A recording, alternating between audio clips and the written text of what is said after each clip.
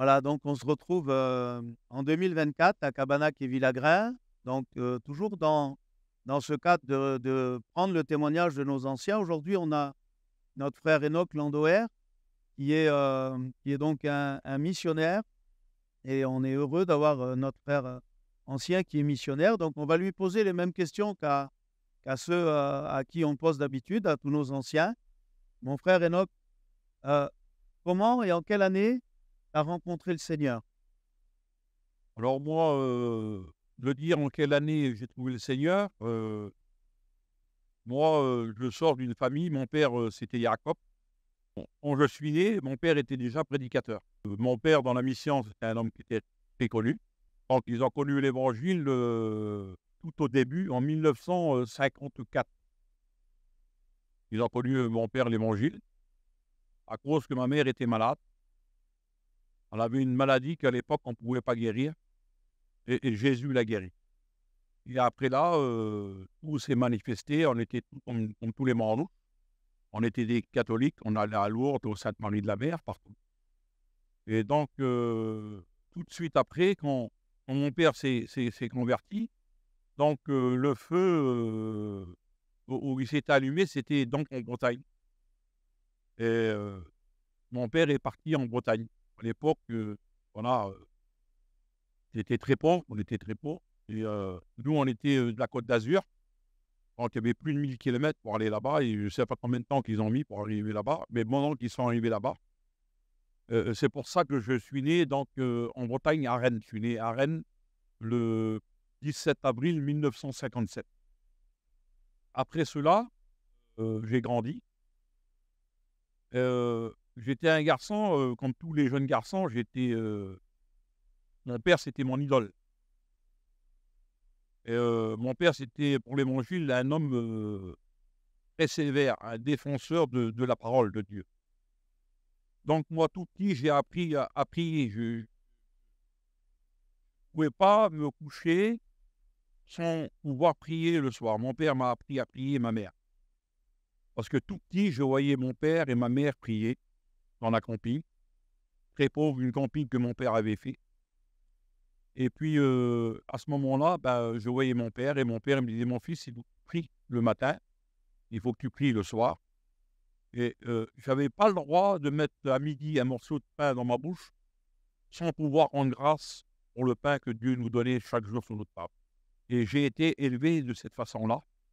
Et enfant, mon père, c'était mon idole. Et mon père, lui, c'était un homme, il avait toujours la Bible à la main. Heu, il a eu la chance de savoir lire, mais il lisait, voilà. Pour un manouche, il savait lire, mais pour un gradou, il ne savait pas lire. Il mettait les lettres ensemble, mais il avait la Bible. Jamais a été à l'école. Voilà, c'est un témoignage que je voudrais vous dire que, quand je voyais mon père, moi, avec sa Bible, je toquavais. Il sortait jamais de la camping, mon père, sans sa Bible sur la place. Quand il sortait de la place, il prenait sa Bible avec la main et quand il allait en dessous du camping là-bas, parce que les gens, ils ne savaient pas lire. Donc il leur lisait la Bible au moment où je l'ai. Et j'ai grandi, j'avais 4 ans, j'avais 5 ans. Mon père, il emmenait, ma mère aux commissions, il prenait sa Bible avec. Ma mère allait faire les dans le magasin et mon père, il était dans l'auto en train de lire sa Bible. Et moi, tout petit, enfant, j'ai vu tout ça. Et à l'âge de 5 6 ans, tellement que je voyais mon père avec sa Bible là, un enfant, je ne savais pas trop ce que c'était la Bible dans le temps, mais je voyais que mon père, il chérissait ce livre. Il aimait ce livre-là. Il le protégeait, il l'aimait, il partait pas sans sa Bible à lui. Elle était toujours à son chevet. Alors moi, j'ai vu que ça il y avait une valeur et j'ai voulu faire comme mon père. Nous, on avait une tente. La tente, elle était dans la camping. Les bars, les toiles étaient dans la camping. Et chaque place qu'on arrivait, il montait la tente. Et j'étais réunion. Et puis j'avais 5 6 ans. J'ai monté dans la camping de mon père. J'ai pris sa Bible. Je suis sorti dehors. J'ai mis la Bible sur une table. Je l'ai ouvert. J'ai appelé tous les petits garçons, les petites filles de mon âge. Je les ai mis autour de la table. Voilà. J'ai pris du pain, j'ai pris du vin et je leur ai donné tous la Sainte Seine. J'ai voulu reproduire ce que mon père faisait. Et, et quand mes parents ils m'ont vu faire ça, pour ma mère, c'était un sacrilège. Et mon père, il a dit laisse faire, laisse faire. Il a monté dans la camping et il m'a pris une photo. Je la possède encore. Je vous dis ça parce que j'ai grandi en 1966, on a acquéri donc le château des Choux, où il y a eu les premières écoles publiques. J'étais là. En 1966, j'avais 9 ans. Il y avait un homme de Dieu remarquable, c'était un Marseillais, il s'appelait Raoul Espinas. Il faisait des réunions de recherche du baptême du Saint-Esprit. Et c'était un homme il était plein de Dieu. Et nous, on allait là-bas, c'était dans une porcherie qu'ils avaient nettoyée, qu'ils avaient transformée en salle. J'ai été là-bas, j'avais 9 ans, un enfant encore. Il m'a touché de sa main, j'ai été baptisé du Saint-Esprit à l'âge de 9 ans. Donc, on a grandi comme ça. Et puis ensuite, j'ai grandi dans les choses de Dieu. Et on voyageait beaucoup. Mon père, il était un voyageur. Et en 1961, on se trouvait à Pau. Alors j'étais tout. J'avais 4 ans. Avec l'Ocosec, il n'y avait pas de salle de Morandou. On allait vers les gratuits. Et l'Ocosec, déjà, il avait une vision extraordinaire. Il voulait conquérir le monde entier pour aller chercher notre peuple, pour le toucher par l'évangile. Et puis, dans cette salle, à Pau, là, il parlait déjà qu'il voulait aller là-bas, partout qu'il voulait aller là-bas. Et mon père, il était avec. Et puis, mon père, c'était... l'Ocosec, c'était une image, c'était un apôtre, c'était quelqu'un d'extraordinaire. J'ai bien connu l'Ocosec, il m'a beaucoup encouragé pour prêcher l'évangile. C'était un homme très simple, alors, un homme. Et c'était vraiment un ami de mon père. Et dans cette mission-là, qui a duré 4 jours, là, à la fin de la mission, c'était parlé sur l'œuvre missionnaire. Parce que l'Ocosec, lui, il était branché sur l'œuvre missionnaire qui voulait aller partout et évangéliser notre peuple dans le monde entier. Et là, il y a un grand jour qui s'est levé. C'était un Italien qui avait émigré à Pau. Il s'est levé dans une réunion. Il avait un billet de 500 lire, qui représente aujourd'hui 50 centimes d'euros. Il a dit, celui qui veut aller évangéliser mon pays, l'Italie, je lui donne ce billet. Et mon père, il a dit en lui-même, moi, qu'on met un fond, j'ai pris le billet. Il dit, j'y vais. C'était en 1961. J'avais 4 ans. Mon frère, il avait 3 ans. Et j'avais une sœur, elle avait 1 an à l'époque. On était 3. On est une famille de 5. Et de Pau, pour aller à Turin, en Italie, ils ont mis 1 mois pour faire 1000 kilomètres. 1 mois. Ma mère, elle allait chiler. Comme on l'a écouté ce matin à la réunion. Emmener les faisait pour aller en Hollande. Mais ça, c'était en 1961. C'était beaucoup avant. Ma mère, elle allait chiler, on mettait un petit peu d'essence et on allait plus loin, plus loin. Et on arrivait à Turin. J'avais 4 ans. Et à partir de là, on a resté 1 mois. Pendant 1 mois, j'ai plus vu mon père. Parce que quand il se levait, je dormais. Il allait chercher les manouches. Et quand il revenait, je dormais. Et pendant 1 mois de temps, je n'ai pas vu mon père. Tellement qu'il avait le feu. Ce que l'Ocosec, il avait dans son cœur, il avait transmis. Pour trouver les manouches. Sans offrande. Sans rien du tout. Avant, j'avais honte de le dire. Mais maintenant, j'ai plus honte de le dire. Ma mère, elle faisait comme les Yougoslaves ou les Roumains qu'on voit sur les feux rouges, là. Ma mère, elle mendiait pour qu'on aille à manger et pour que mon père, il aille la liberté d'aller annoncer l'évangile.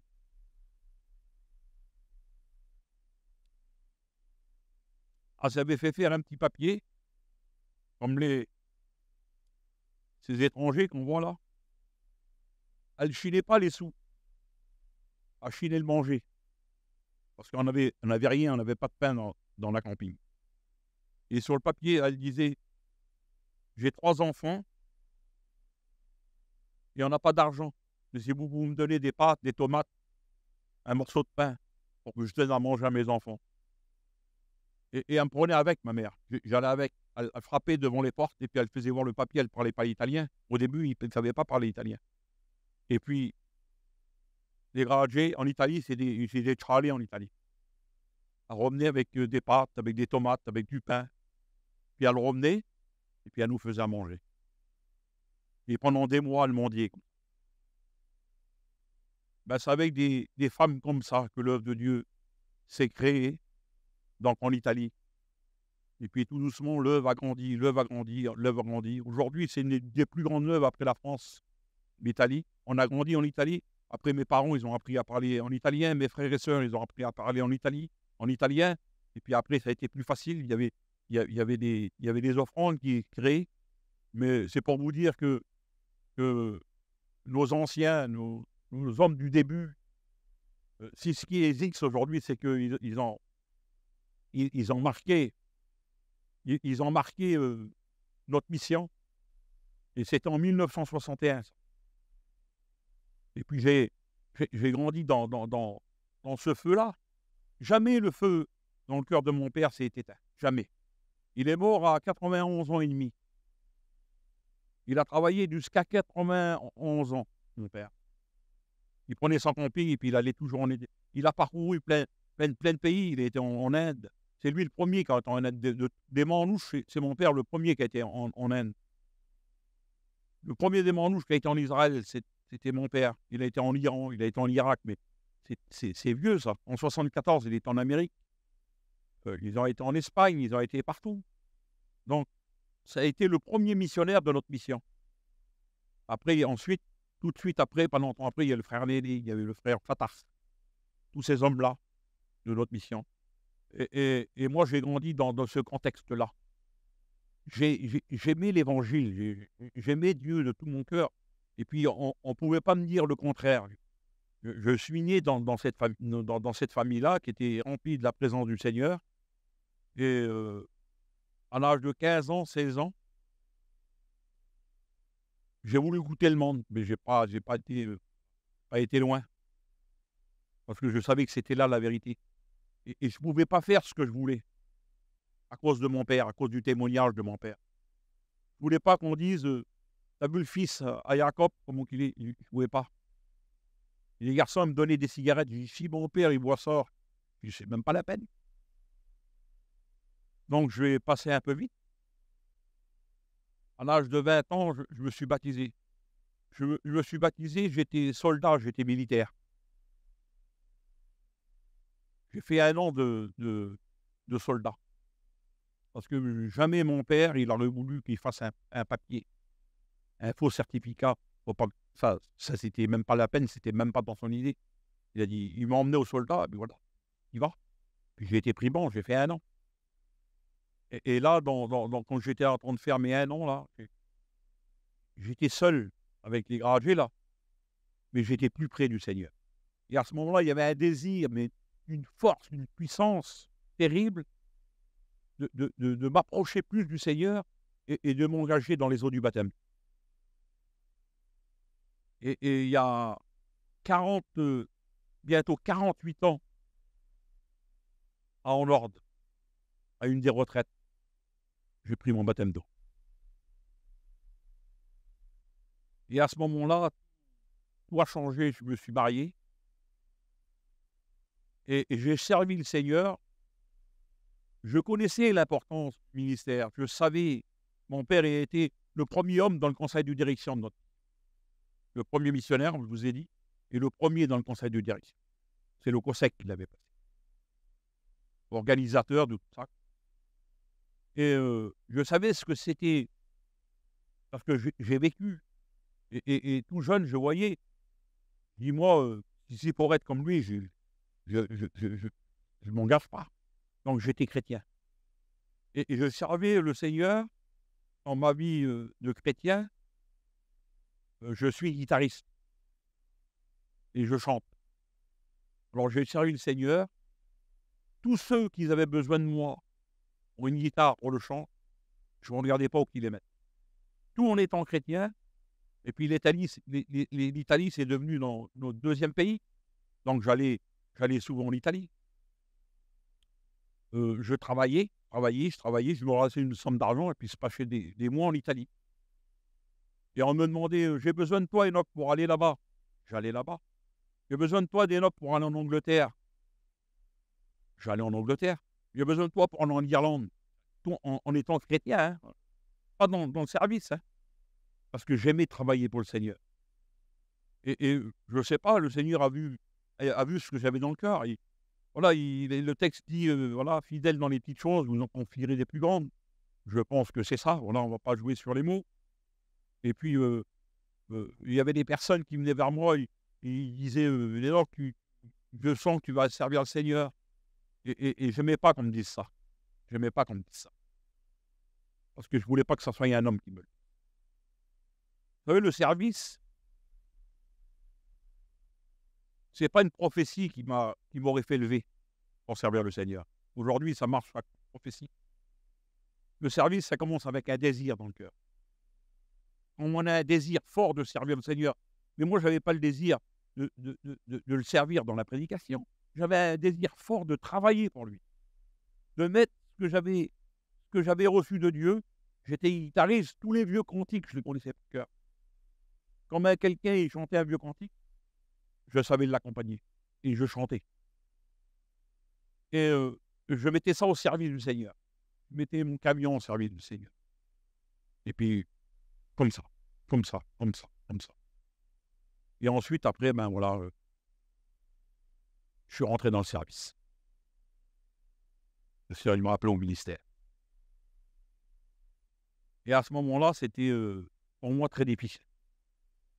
Mais alors, c'est la chose la plus difficile que j'ai rencontrée dans ma vie chrétienne. C'est de rentrer dans le ministère. Parce que je savais ce que c'était. Je savais que tout allait changer dans mon foyer. Je savais que ma femme, il fallait qu'elle change aussi. Parce que j'étais un garçon vaillant. Je gagnais bien ma vie. Et quand ma femme allait aux commissions, je donnais à le face. J'aimais bien avoir une belle table, ça. Et quand j'ai rentré dans le service, il dit maintenant, ça ne sera plus ça. Ma femme, elle n'aura plus ça. Je n'aurai plus changer. Je ne pourrai pas avoir le véhicule que j'ai. Parce qu'il faut que je me consacre à mon ministère. Et je ne pourrai plus me consacrer à travailler. Je vais travailler. J'avais dit ça en moi. En moi, c'était ça. J'avais résolu comme ça. Je gagnerai pour gagner ma vie, pour nourrir mes enfants. Mais rien d'autre. Vivre, manger, payer mon assurance. Et tout le temps que j'aurai, ça serait pour le Seigneur. Et j'ai rentré dans le service comme ça. Merci Seigneur. Quand j'ai rentré dans le service, je venais d'acheter un camping neuf. J'avais un camion presque neuf. Et il fait passer 10 ans. Ma femme et moi, on ne s'est pas aperçu qu'il s'est passé 10 ans qu'on avait toujours le même camping. Qu'on avait un camping de 10 ans et puis qu'on avait un camion de 10 ans. Et un coup, ma femme a dit Enoch, il voudrait qu'on pense, des fois, il y a le camping, il tombe. Comment le camping, il tombe? Et j'ai ouvert les yeux.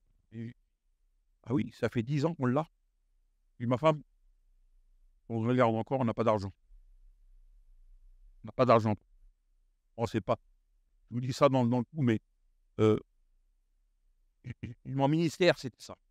L'évangile. Dieu a fait, après, voilà, on a changé de compil, c'est pas le plus grave.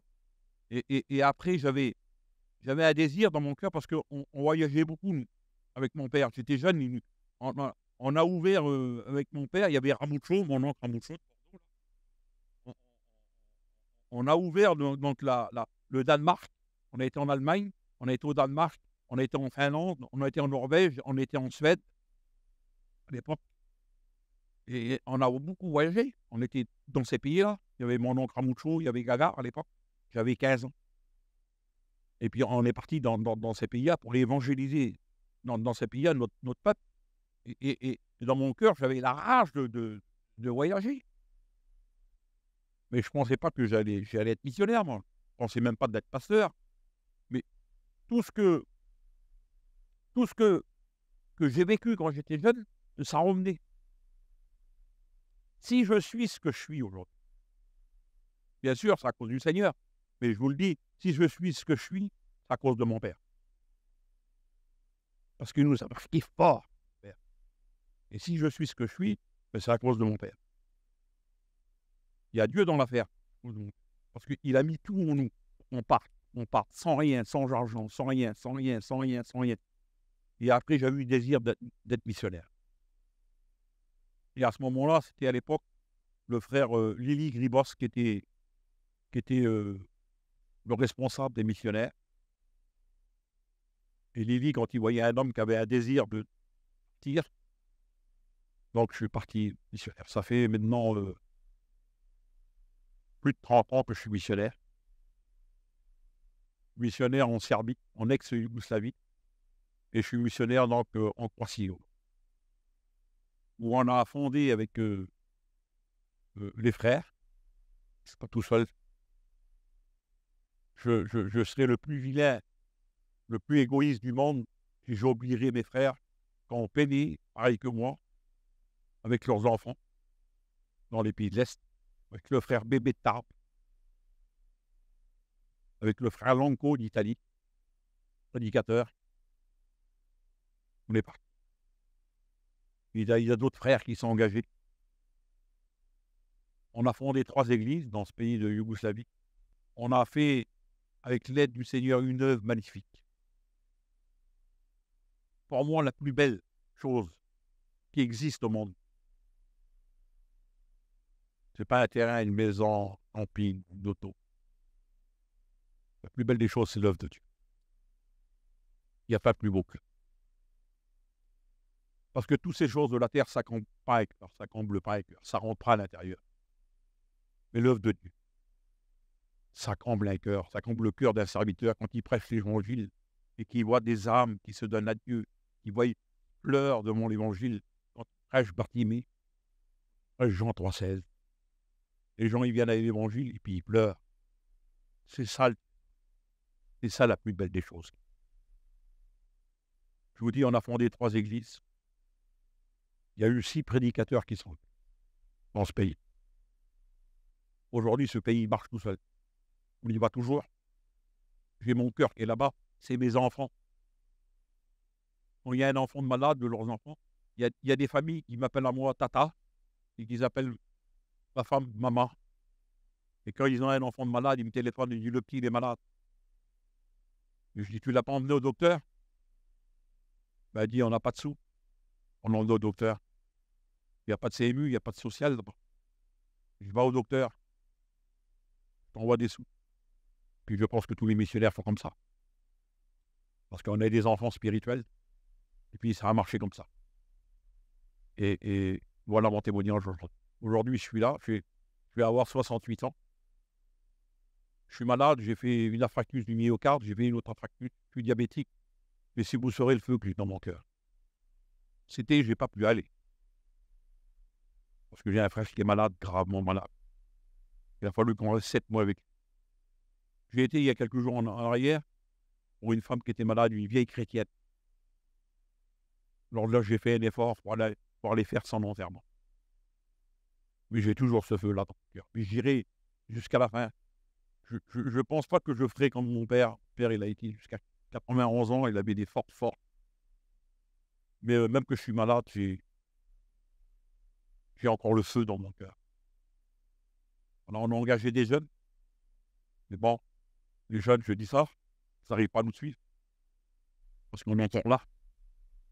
On a planté nos. Et puis Dieu nous bénit, chaque jour nous bénit, chaque jour nous bénit. On voit nos chapiteaux, on voit l'œuvre missionnaire, on a fait beaucoup d'expériences dans les pays de l'Est. On a fait plein de choses. Dieu s'est servi de nous. Le témoignage des pâtes et des côtelettes que vous avez écouté l'autre jour, c'est quelque chose de magnifique que ma femme a vécu. Ça, c'est encore l'œuvre de Dieu. Oui. Et puis, on n'a pas fini encore. Il n'en a pas fini, le Seigneur, avec nous. Vous comprenez? Et pour ceux qui s'engagent dans le ministère, ceux qui s'engagent pour aller dans ces pays-là, si vous voulez réussir, il faut tout abandonner. Vous savez, quand Jésus, il a appelé les apôtres, ils ont tout laissé. Et ils l'ont suivi. Si on ne laisse pas tout, on ne pourra pas le suivre. Il toujours pour quelque chose. Vous savez, dans la Bible, il y a une histoire quand Moïse a sorti le peuple de Dieu d'Égypte. Aaron, il a fait un marché avec Moïse, et Moïse, il n'a pas marché dans le marché qu'il avait. Il a essayé de le chiner. Et Moïse, il n'a pas voulu. Il a dit à Pharaon, il ne restera pas un an en Égypte, les Israéliens. Parce qu'il savait, il allait rester quelque chose dans l'Égypte, ils en seraient revenus. Je ne vous cite pas toute l'histoire. Il voulait garder les enfants, il voulait garder les femmes, parce qu'il voulait laisser revenir. Il voulait garder le bétail, parce qu'il allait revenir, il ne pouvait plus prier, il ne pouvait plus faire de sacrifice. Et il dit, il ne restera pas un an. Donc, si on veut s'engager pour le Seigneur, il faut tout abandonner et rentrer dans le service pour l'œuvre de Dieu. L'œuvre missionnaire, c'est très difficile.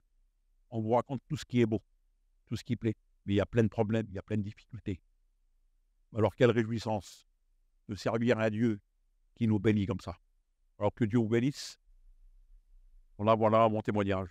On a plus grande des simplicités. Que Dieu vous bénisse. Gloire à Dieu. Le témoignage qui nous bénit. On aurait voulu une dernière chose, si tu aurais voulu. Mon petit frère Jephthé, il sert le Seigneur, il aurait pris sa guitare et tu nous aurais chanté un cantique qu'on avait à cœur. Il y a quelques années, pendant une convention, tu avais dirigé les chants et puis tu avais chanté ce cantique semé, la parole dans les creux. Là, c'est très voulu tout ça. Oui.